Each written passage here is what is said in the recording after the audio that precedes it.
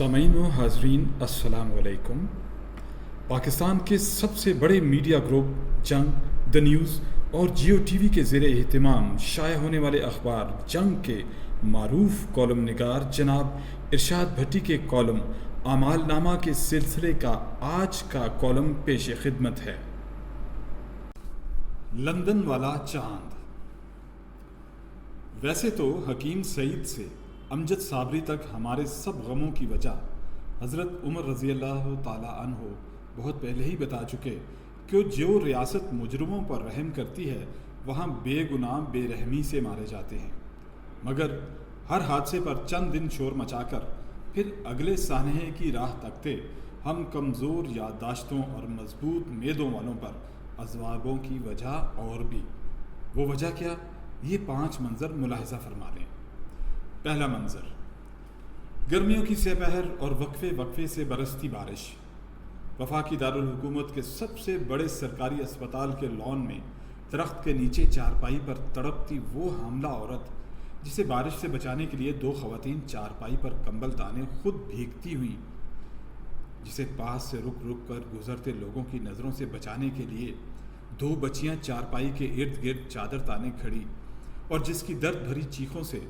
چند گز کے فاصلے پر برساتی چھتریاں پکڑے سیکیورٹی گارڈز اور پرانی ایمرجنسی کے برآمدے میں کھڑے درجن بھر کے قریب لوگ محظوظ ہوتے ہوئے، اور پھر جب ایک دائی نما نرس اور 2 خواتین رشتہ داروں کی مدد سے 35 منٹوں کی مسلسل کوششوں کے بعد خاتون نے درخت کے نیچے بچہ جنم دیا، تو چادر تانے کھڑی دونوں بچیاں چادر پھینک کر بے اختیار پہلے اپنی ماں اور پھر اپنے نامولود بھائی کو چومنے لگ گئیں۔ یہاں جو بات اہم وہ یہ کہ وزیر اعظم ہاؤس، ایوان صدر اور پارلیمنٹ ہاؤس سے بمشکل 5 کلومیٹر کے فاصلے پر جس اسپتال کے درخت کے نیچے یہ سب کچھ ہوا، اس کا 3.5 ارب کا سالانہ بجٹ، 4000 ملازمین، 1200 بیڈ اور 20 وی آئی پی اور پرائیویٹ رومز، اور یہ بھی ذہنوں میں رہے کہ اس سرکاری اسپتال کا سربراہ حکومتی رکن اسمبلی کا وہ بھائی کہ جس کا اپنا پرائیویٹ ہاسپٹل، اپنی دوائیوں کی فیکٹری اور عرب ممالک تک پھیلا ہوا اپنا کاروبار۔ دوسرا منظر، وہ لاہور کہ جہاں پورے صوبے کا آدھا بجٹ خرچ ہو جائے، اسی لاہور کے سب سے بڑے سرکاری اسپتال کا تپتی دوپہر میں تندور بنا برآمدہ، اور برآمدے میں زمین پر اخبارات اور اخبارات پر خاکی گتے بچھا کر اپینڈکس کے آپریشن کے بعد لیٹی وہ 4 سالہ بچی کہ جس کا تکیہ ماں کا دوپٹہ، جس کو لگی ڈرپ اس کی 8 سالہ بہن ہاتھ میں لیے کھڑی ہوئی، اور جس کی ماں سورج کی طرف کمر کر کے کچھ اس طرح بیٹھی کہ وہ خود تو دھوپ میں مگر بیٹی چھاؤں میں۔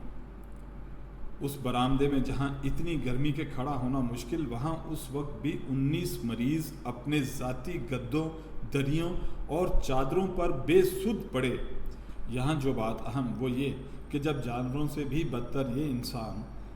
گولی، ٹیکے، نرس یا ڈاکٹر کو تو چھوڑیں، اسپتال کے ایک بیڈ کے لیے ترس رہے تھے،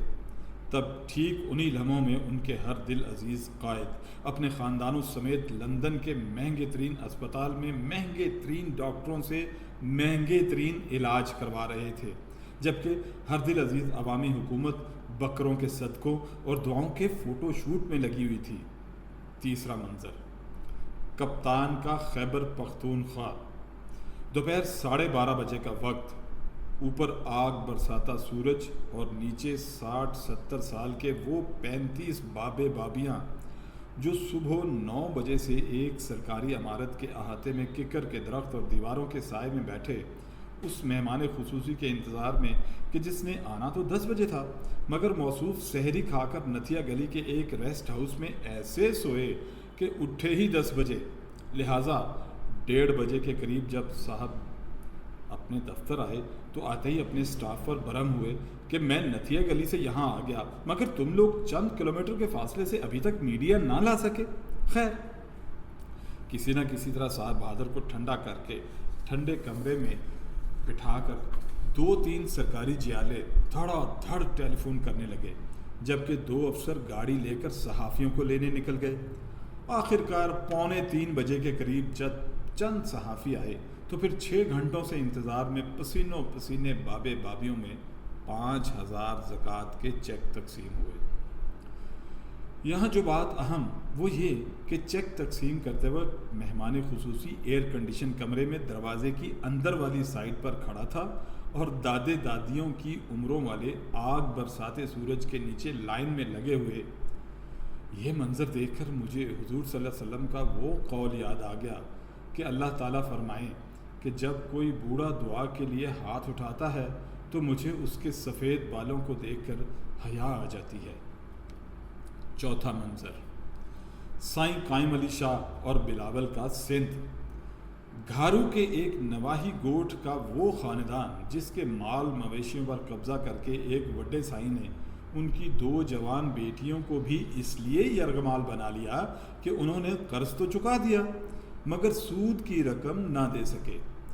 2 ماہ انصاف کی تلاش میں دربدر رلنے کے بعد جب یہ خاندان کراچی میں آئی جی کے گھر کے سامنے سڑک پر بیٹھا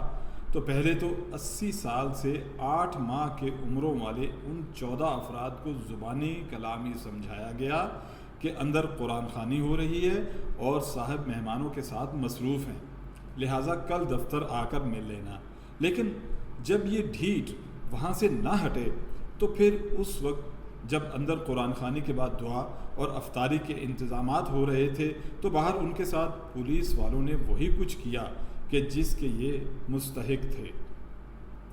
یہاں جو بات اہم وہ یہ کہ 3 دنوں کی حوالات کے بعد انہیں پولیس گردی کے خلاف اسی وڈے سائیں سے انصاف مانگنا پڑا کہ جس کے ظلم و ستم کے خلاف یہ انصاف کے دروازے کھٹکھٹا رہے تھے، اور جب وڈے سائیں کے کہنے پر ان کی جان چھوٹی تو ناک کی سیٹ پہ واپس سائیں کے قدموں میں جا گرے۔ 5واں منظر، چند گھنٹے بارش برسی اور پھر رائے بند محلات سے چند کلومیٹر کے فاصلے پر اس بستی کی گلیاں اور گھر پانی سے بھر گئے کہ جس بستی کے مکینوں نے پچھلے 5 انتخابات میں مسلسل میاں برادران کو جتوایا۔ ابلتے گٹر، بدبودار پانی سے بھری گلیاں، مکھیوں اور مچھروں سے لبالب صحن اور 3 دنوں میں ہی گھر گھر پھیل چکا ہیضہ۔ مگر یہاں جو بات اہم وہ اس بستی کا وہ منظر کہ گٹروں میں گٹر بن چکے مکین، لیکن مکینوں کے گھروں کی دیواروں اور دروازوں پر لگے بینروں پر میاں نواز شریف کی صحت یابی اور شہباز شریف اور حمزہ شہباز کی درازی عمر کی دعائیں۔ یہ منظر دیکھتے ہی یہ سوچ کر کہ اللہ اس قوم کی حالت بھلا کیوں بدلے گا جو اپنی حالت بدلنا ہی نہیں چاہتی، اگلے ہی لمحے ان مکینوں کے دکھوں کو ایک کمینی سی خوشی کے ساتھ انجوائے کرتے ہوئے میں بھی یہ دعا مانگنے لگ گیا کہ اللہ ہمارے محبوب قائدین کو سلامت رکھنا، کیونکہ یہ تو صرف چند گھنٹوں کی بارش، ابھی تو وہ اصلی بارش جس کی محکمہ موسمیات والے پیشین گوئی بھی کر چکے وہ برسنا باقی۔ اب اگر یہ قائدین ہی نہ رہے تو خدا نخواستہ جب یہ بارش برس کر سیلاب کی صورت اختیار کرے گی تو پھر خاکی وردی اور لمبے بوٹ پہن کر ہماری مدد کون کرے گا؟ ہیلی کاپٹروں، بسوں، ویگنوں اور موٹر سائیکلوں پر بیٹھ کر سیلابی علاقے کے طوفانی دورے کرتے ہوئے کیمروں کے سامنے کسی ننگ دھڑک بچے کو گود میں اٹھا کر، کسی سیلابی بڑھیا کا ہاتھ چوم کر اور کسی مریل سے بابے کو جپھی ڈال کر بھررائی آواز اور بھیگی آنکھوں میں بیوروکریسی کو جھاڑنا اور عوامی نمائندوں کو خدمت خلق کے درس کون دے گا؟ ہم تو خوش نصیب کہ ہمیں ایسے قائد میسر